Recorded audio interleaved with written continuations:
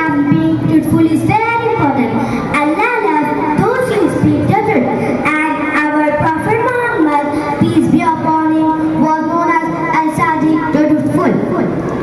When we tell the truth, we earn Allah's blessing and the trust of people around us. Even if it hard, we should always speak the truth.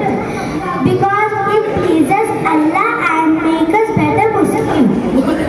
Let's promise to always be truthful in our words and actions. Jazakallah.